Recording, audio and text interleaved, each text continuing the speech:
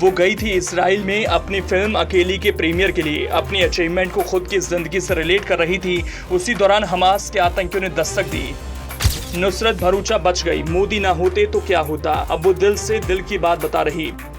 पहली बार हमास हमले के दौरान झेले दर्द के बारे में कर रही बात। कैसे क्या हुआ, कैसे किस तरह से खुद को बचाने में कामयाब हुई, पूरी तरह से अपनी बात बता रही।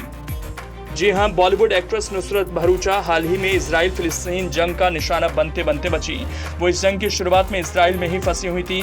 किसी तरह एक्ट्रेस से संपर्क कर उन्हें सुरक्षित भारत लाया गया था। अब नुसरत भरूचा ने इस बारे में पहली बार बात की।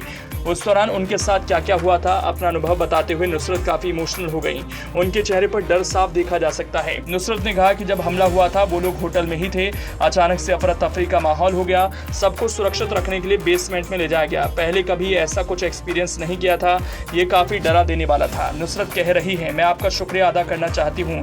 आपने मेरी सलामती की दुआ मांगी। मैं वापस आ चुकी हूँ, घर पर हूँ, सेफ हूँ, मैं ठीक हूँ। लेकिन 2 दिन पहले जब मैं होटल में थी, धमाकों की आवाज से दहल उठी थी। अगल बगल सायरन बज रहे थे। हमें तुरंत बेसमेंट में ले जाया गया था। सभी जगहों को बंद कर दिया गया। मैं कभी पहले ऐसी सिचुएशन में नहीं रही हूँ। लेकिन आज जब मैं अपने ही घर में उठी हूँ, बिना किसी साउंड के, किसी डर के, ये महसूस करते हुए कि अगल बगल कोई खतरा नहीं, तो मुझे रियलाइज हो रहा है कि कितनी बड़ी बात है। हम कितने लकी हैं, हम कितने भाग्यशाली हैं। हम एक ऐसे देश में हैं, हम सेफ हैं, प्रोटेक्टेड हैं। हमें एक पल लेना चाहिए और भारत की सरकार को धन्यवाद देना चाहिए। इंडियन एम्बेसी को, इजराइल एम्बेसी को शुक्रिया कहना चाहिए, जिनकी वजह से हम सुरक्षित अपने घरों में रह पा रहे हैं। Hi everyone, I wanted to take a moment and say thank you to everyone for their messages, for their prayers, for their wishes. I'm back, I'm home, I'm safe, I'm fine.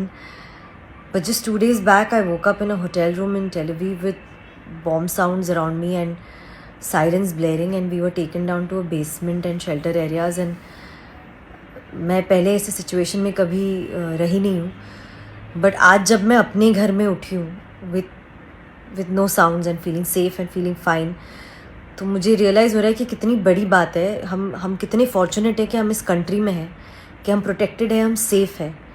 So I want to take this moment and say thank you to the government of India, say thank you to the Indian embassy, say thank you to the Israel embassy for guiding us, for advising us and making it possible for me to come back home to my country safe and sound.